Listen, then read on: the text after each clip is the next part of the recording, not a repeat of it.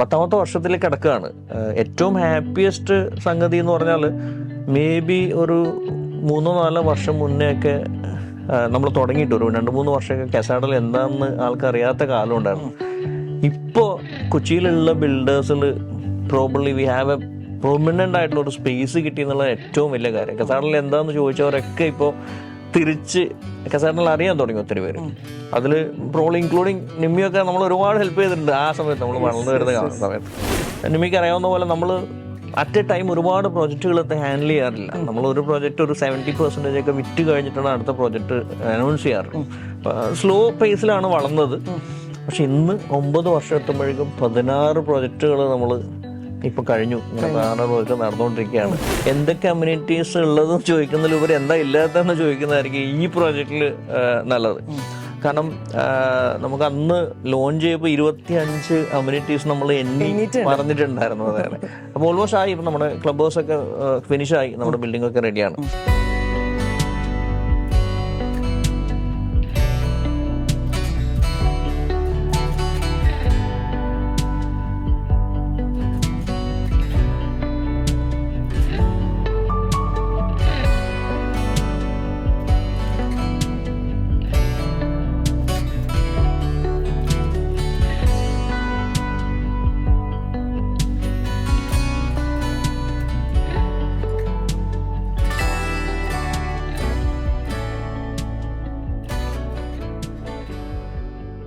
സജി സാറേ, എനിക്ക് തോന്നുന്നു നമ്മൾ കുറച്ച് നാളായി ഒരു വ്ളോഗായിട്ട് നമ്മൾ രണ്ടുപേരും ഇരുന്നിട്ട് അല്ലേ.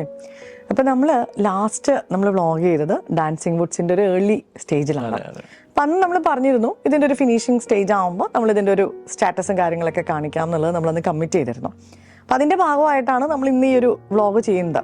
ഇപ്പം നമ്മുടെ ആലുവയുള്ള നമ്മുടെ ഡാൻസിങ് വുഡ്സ് എന്ന് പറഞ്ഞ വില്ല പ്രോജക്റ്റിൻ്റെ ഇപ്പോഴത്തെ സ്റ്റാറ്റസ്, അതിലുള്ള അവൈലബിലിറ്റി കാര്യങ്ങളൊക്കെയാണ് നമ്മൾ ഇന്നത്തെ വ്ളോഗിൽ മെയിനായിട്ട് നോക്കുന്നത്.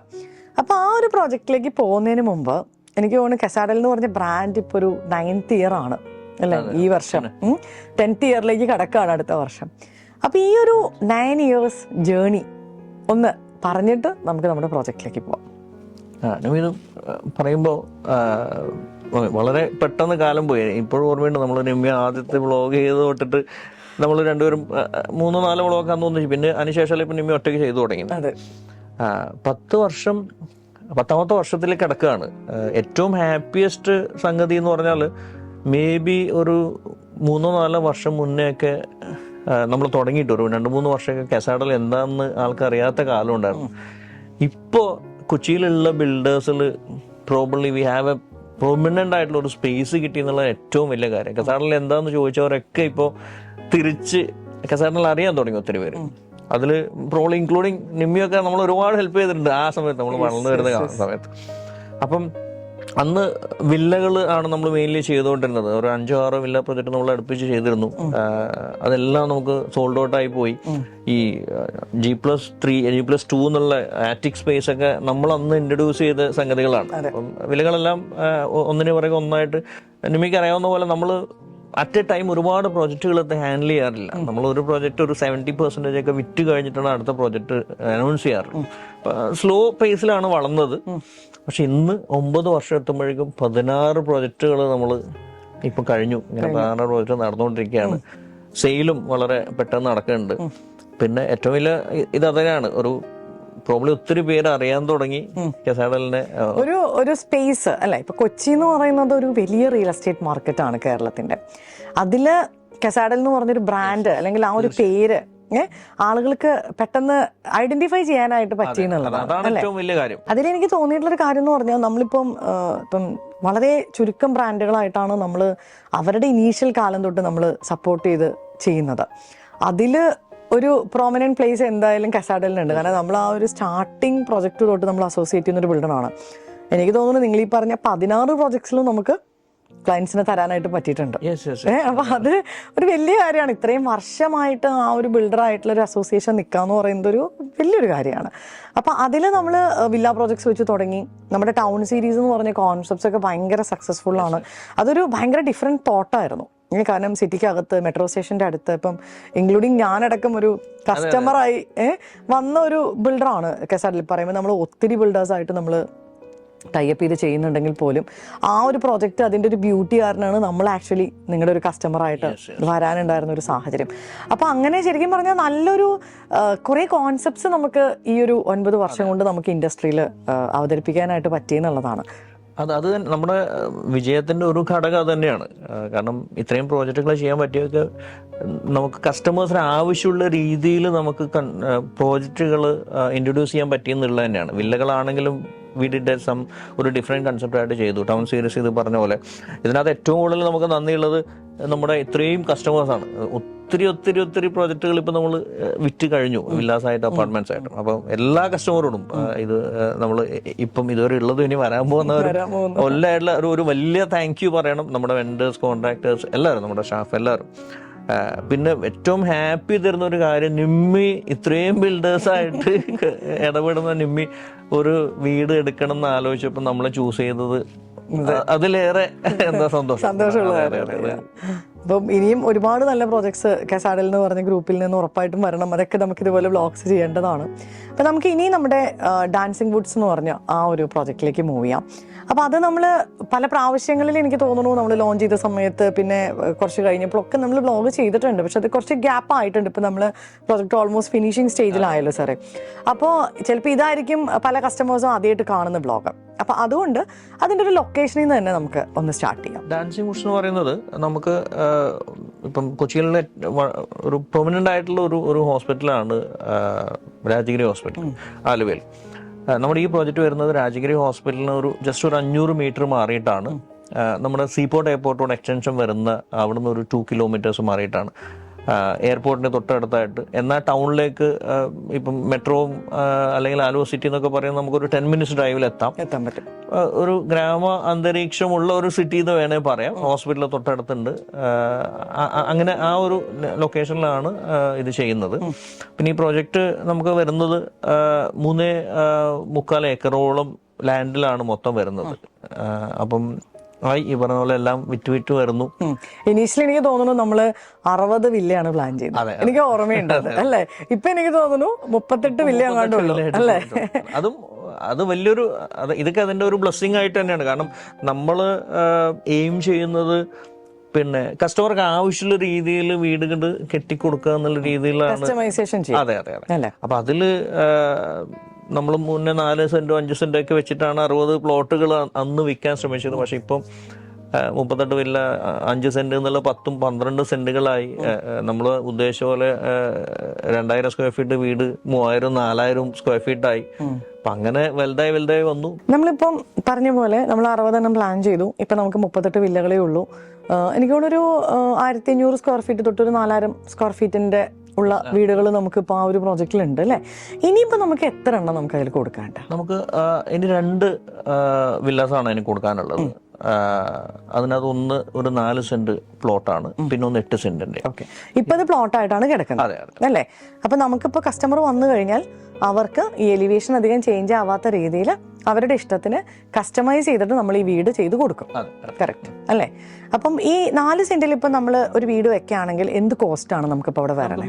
4 സെന്റിൽ നമുക്കൊരു 4 ബെഡ്റൂം ഒക്കെ ചെയ്യാൻ വേണ്ടി നമുക്ക് ഏകദേശം ഒരു 1 CR റേഞ്ചിലാണ് വരുന്നത്. അത് തന്നെ 8 സെന്റിലാകുമ്പോഴേക്കും നമുക്കൊരു കുറച്ചുകൂടെ വലിയ വീടൊക്കെ ആകുമ്പോഴേക്കും ഒരു 1.5-1.6 ഒരു 1 CR തൊട്ട് ഒരു 1.5ന്റെ ഉള്ളിൽ അല്ലെ? അതാണ് നമുക്കിപ്പോ അവിടെ നമുക്ക് അവൈലബിലിറ്റി ഉള്ളത്. കസ്റ്റമറുടെ ഇഷ്ടത്തിനനുസരിച്ചിട്ട് നമ്മൾ കസ്റ്റമൈസ് ചെയ്ത് പ്ലാനൊക്കെ അവരുടെ ഇഷ്ടത്തിനാക്കിയിട്ട് നമുക്ക് ചെയ്തു കൊടുക്കാനായിട്ട് പറ്റും. നമുക്ക് ഇന്റേണൽ ആർക്കിടെക്ട്സും എല്ലാ ഫെസിലിറ്റിയും നമ്മൾ തന്നെ പ്രൊവൈഡ് ചെയ്യും. അപ്പൊ നമുക്ക് അവരുടെ ഇഷ്ടങ്ങൾക്ക് അനുസരിച്ചിട്ടുള്ള ഒരു പ്ലാൻ വരച്ചിട്ട് നമുക്ക് അതിനനുസരിച്ച് ചെയ്യാം. പിന്നെ എനിക്ക് തോന്നുന്നു 38 വില്ലകൾ ഉള്ളതില് 10 നമ്മൾ ആളുകൾ താമസം തുടങ്ങി.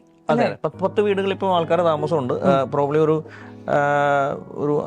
4-5 മാസത്തിനകത്ത് നമ്മൾ ഒത്തിരി വീടുകൾ ഹാൻഡിങ് ഓവർ ഉണ്ട്. കാരണം ഫൈനൽ സ്റ്റേജിൽ ഒരുപാട് വീടുകൾ വന്നുകൊണ്ടിരിക്കുകയാണ്.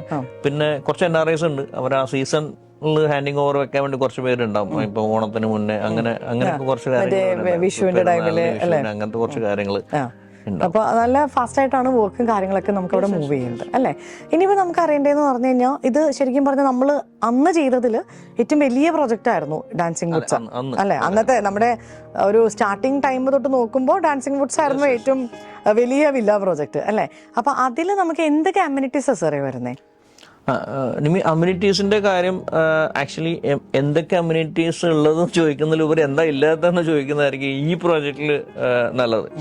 കാരണം നമുക്ക് അന്ന് ലോഞ്ച് ചെയ്തപ്പോൾ 25 അമ്യൂണിറ്റീസ് നമ്മൾ എണ്ണി പറഞ്ഞിട്ടുണ്ടായിരുന്നു. അതെ. അപ്പോൾ ഓൾമോസ്റ്റ് ആയി. ഇപ്പം നമ്മുടെ ക്ലബ് ഹൗസ് ഒക്കെ ഫിനിഷ് ആയി, നമ്മുടെ ബിൽഡിംഗ് ഒക്കെ റെഡിയാണ്. അപ്പം normal clubhouse, swimming pool, gym, indoor games, carroms, chess, ഇതെല്ലാം ഉണ്ട് ഒരു വഴിക്ക്. പിന്നെ കുട്ടികൾ കളിക്കാൻ ഒത്തിരി ട്രംപോളിൻ, സീസോ, അങ്ങനത്തെ ഒത്തിരി കുട്ടികൾക്കായുള്ള എക്യുപ്മെന്റ്സ് ഉണ്ട്. ഒരു ആംഫി തിയേറ്റർ ഉണ്ട്.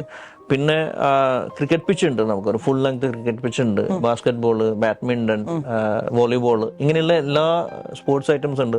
ഈവൻ നടക്കാൻ 6 മീറ്റർ വൈഡ് റോഡുണ്ട്. അപ്പോൾ ഒരു 750 മീറ്റർ റോഡ് ആ പ്രോജക്റ്റിനകത്തുണ്ട്. നോർമലി വൈകുന്നേരം നടക്കാൻ ഇറങ്ങി ഒരു 2 റൗണ്ട് നടക്കുമ്പോഴേക്കും 1.5 കിലോമീറ്റർ നമ്മൾ കവർ ചെയ്യും. ഇതിനെല്ലാം ഉപരി നമുക്ക് കുറച്ച് NRI കസ്റ്റമേഴ്സ് ഉണ്ട്. അവരുടെ പാരന്റ്സ് ആയിരിക്കും നോർമലി അവിടെ താമസിക്കുന്നത്. അപ്പൊ ഇവർക്ക് വൈകുന്നേരം ഒത്തുകൂടിയിരിക്കാൻ ഒരു സ്പേസ് ഉണ്ട്. നമ്മളൊരു മരമൊക്കെ വെച്ച് ഒരു ബട്ടർഫ്ലൈ പാർക്കൊക്കെ ആക്കി വൈകുന്നേരം ഒന്നിച്ചിരുന്ന് സംസാരിക്കാനുള്ള ഒരു സീനിയർ സിറ്റിസൺ ഫോറം പോലെ ഒരു കാര്യം ചെയ്തു വെച്ചിട്ടുണ്ട്. അങ്ങനെ അണ്ടർഗ്രൗണ്ട് ആണ് നമ്മുടെ കേബിളിംഗ്. നമുക്ക് പോസ്റ്റോ കാര്യങ്ങളോ ഒന്നുമില്ല, എല്ലാം അണ്ടർഗ്രൗണ്ട് കേബിളിംഗ് ആണ്. ഓൺ ട്രാൻസ്ഫോമർ, CCTV, എടുത്തു പറയാനില്ല, 25ഓളം അമ്യൂണിറ്റീസ് നമ്മൾ കൊടുത്തിട്ടുണ്ട് അല്ലേ. അതുപോലെ നമ്മുടെ സ്പെക്ക് എനിക്ക് തോന്നുന്നു എടുത്തു പറയേണ്ട ഒരു കാര്യമാണ്. കാരണം നമ്മൾ ആ ഒരു റെഡ് ബ്രിക്സ് ആണ് നമ്മൾ കൂടുതലും അല്ലേ ഉപയോഗിക്കുന്നത്. അപ്പൊ അത് വളരെ ചുരുക്കം ബിൽഡേഴ്സ് ആണ് റെഡ് ബ്രിക്സ് വെച്ചിട്ട് കൺസ്ട്രക്ഷൻ ചെയ്യുന്നുള്ളൂ. വേറെ ഏത് ബിൽഡർ ചെയ്യുന്നുണ്ടോ എന്ന് എനിക്കറിയില്ല. ഇത്രയും ഇത് ചെയ്യുന്നത് നമ്മുടെ എല്ലാ പ്രൊജക്റ്റും വോള് നമ്മൾ റെഡ് ബ്രിക്ക് വെച്ചിട്ടാണ് ചെയ്യുന്നത്. പഴയ ഒരു കൺസെപ്റ്റ് ചെയ്തിട്ട്, കാരണം ചൂട് കുറക്കാനും സ്ട്രെങ്ത് വൈസും റെഡ് ബ്രിക്കാണ് ഏറ്റവും നല്ലത്. നമ്മുടെ എല്ലാ കൺസ്ട്രക്ഷനും റെഡ് ബ്രിക്ക് വെച്ചിട്ടാണ് ചെയ്യുന്നത്. എല്ലാ കാര്യങ്ങളും ഡോറിന്റെ ലോക്ക് തൊട്ട് ഹിഞ്ചസ് തൊട്ട് ടൈല് തൊട്ട് ടോയ്ലറ്റ് ഫിറ്റിംഗ്സ് തൊട്ട് എല്ലാം നമ്മൾ ബ്രാൻഡഡ് ഐറ്റംസ് മാത്രമേ ഉപയോഗിക്കാറുള്ളൂ. ഒരു നോൺ ബ്രാൻഡ് ആയിട്ടും നമ്മൾ ചെയ്യാറില്ല. കാരണം ഒന്ന് ബ്രാൻഡിൻ്റെ വിസിബിലിറ്റിയും അതിൻ്റെ എന്താ പറയുക ഗ്യാരണ്ടി, വാറണ്ടി ഇതൊക്കെ ഉണ്ട്. അപ്പം നോൺ ബ്രാൻഡ് ആയിട്ടുള്ള ഒരു സാധനവും നമ്മൾ ഉപയോഗിച്ചിട്ടില്ല, ഉപയോഗിക്കത്തുമില്ല. അപ്പം അത് റെഡ് ബ്രിക്ക് തന്നെ വലിയൊരു പ്ലസ് ആണ്.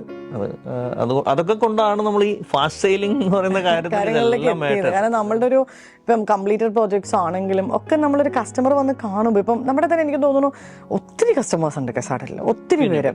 എനിക്ക് അങ്ങനെ ഒരു കംപ്ലയിൻസോ കാര്യങ്ങളോ ഒന്നും തന്നെ എന്നെ ആരും വിളിച്ച് ഇതുവരെ, അല്ലെങ്കിൽ അത് കിട്ടിയില്ല, ഇത് കിട്ടിയില്ല, പറഞ്ഞ സമയത്ത് കിട്ടിയില്ല. അപ്പം നമ്മളൊരു ബ്രാൻഡുമായിട്ട് അസോസിയേറ്റ് ചെയ്യുമ്പം നമ്മളതാണ് എപ്പോഴും നോക്കുന്നത്. നമുക്ക് നാളെ തലവേദനകൾ വരരുത് എന്നുള്ളതാണ് നമ്മൾ മെയിനായിട്ട് ചെക്ക് ചെയ്യുക. അപ്പം അതിന് നമ്മൾ 100% സാറ്റിസ്ഫൈഡ് ആണ് കസാഡൽ എന്ന് പറഞ്ഞൊരു ബ്രാൻഡ്. അതുകൊണ്ടാണല്ലോ നമ്മളും ഇൻവെസ്റ്റ് ചെയ്യാനായിട്ട്.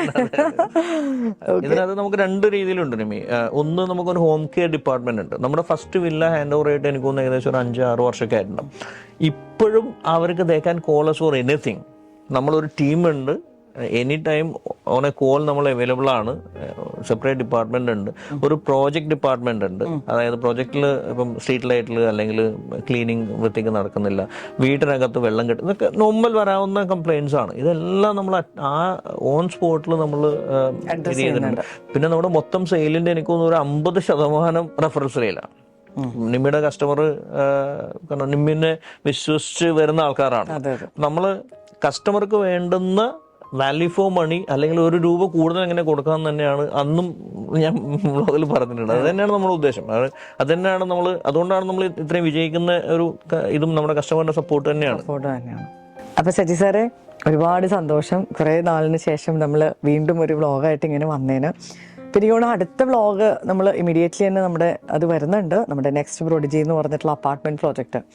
എഗെയിൻ അത് ഭയങ്കര ഒരു ഡിഫറെന്റ് കോൺസെപ്റ്റ് ആണ്. കാരണം ഞാൻ ഈ ഒരു കോൺസെപ്റ്റ് എൻ്റെ അടുത്ത് അംജിത് സാർ പറഞ്ഞപ്പോൾ തന്നെ ഞെട്ടിപ്പോയി. ഇത് വെച്ചാൽ ഭയങ്കര ഡിഫറെന്റ് ആയിട്ട് ചിന്തിക്കുന്ന ഒരു ഗ്രൂപ്പാണ് കസാഡലിന് എനിക്ക് പലപ്പോഴും തോന്നിയിട്ടുണ്ട്. ഇപ്പം ടൗൺ സീരീസും എല്ലാം. അപ്പൊ ഇതും ശരിക്കും വലിയൊരു ഹിറ്റ് ആവാൻ സാധ്യതയുള്ളൊരു നമ്മുടെ ഒരു പ്രൊജക്റ്റാണ് ഈ നെക്സ്റ്റ് പ്രോഡിജി എന്ന് പറയുന്നത്. അപ്പോൾ അതിൻ്റെ കൂടുതൽ കാര്യങ്ങളൊന്നും ഞാൻ ഈ വ്ളോഗിൽ പറയുന്നില്ല. നമുക്ക് അടുത്ത വ്ളോഗിൽ വളരെ ഡീറ്റെയിൽഡ് ആയിട്ട് നമുക്ക് ആ ഒരു പ്രൊജക്റ്റുമായിട്ട് ഇരിക്കാം. അപ്പോൾ താങ്ക്സ് ഫോർ യുവർ ടൈം. വീണ്ടും വന്നതിന് ഒരുപാട് നന്ദിയുണ്ട്. Thank you Nimmi. സെയിം. കാരണം നമ്മുടെ വളർച്ചയിൽ എപ്പോഴും കൂടുന്ന ആളാണ് നിമ്മി. ഒരു പുതിയ പ്രോജക്റ്റ് വരുമ്പോഴും നമുക്കും ആഗ്രഹമുണ്ട് നിമ്മി അതിൻ്റെ പാട്ടാവണം എന്നുള്ളത്. നെക്സ്റ്റ് പ്രോഡിജി എന്നാണ് അതിന്റെ പേര്. അതായത് പുതിയൊരു കൺസെപ്റ്റാണ്. എപ്പോഴും നമ്മൾ അങ്ങനെയാണല്ലോ ചെയ്തുകൊണ്ട് വരുന്നത്. ഒരു പുതിയ കൺസെപ്റ്റ് എപ്പോഴും നമ്മൾ മാർക്കറ്റിൽ അവതരിപ്പിച്ചിട്ടുണ്ട്. അത് എല്ലാം ഹിറ്റായി വന്നിട്ടുണ്ട്. അതിപ്പം പ്രൊജക്റ്റ് ഇങ്ങനെ സ്റ്റാർട്ട് ചെയ്ത് വരുന്നേ ഉള്ളൂ. അതിന്റെ കുഞ്ഞു കുഞ്ഞു കാര്യങ്ങൾ നടന്നുകൊണ്ട് വരുന്നു.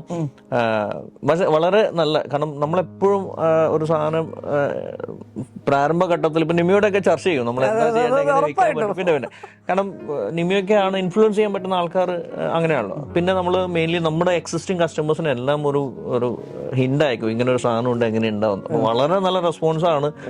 പേര് പറയുന്ന പോലെ ദ നെക്സ്റ്റ് പ്രോഡിജി, എന്താ പറയാ, നമ്മുടെ കയ്യിലുള്ള പ്രോഡിജിയാണ്. ഒരു എന്താ പറയാ, ഒരു കുട്ടിയാണ്, അത് വളർന്ന് വലുതാക്കണം. ഒരു പുതിയൊരു കൺസെപ്റ്റാണ്. അതിന്റെ ഡീറ്റെയിൽ നമുക്ക് എന്തായാലും അടുത്ത സംസാരിക്കാം. അപ്പൊ താങ്ക് യു സോ മച്ച്. വീണ്ടും നമ്മളുമായിട്ട് സഹകരിച്ച് ഇനിയും ഇൻവെസ്റ്റ് ചെയ്യണം. അടുത്ത നെക്സ്റ്റ് പ്രോഡിജി വരുന്ന ഒരു ഫ്ലാറ്റ് എടുക്കാൻ എല്ലാ അവസരമുണ്ട്. Thank you so much.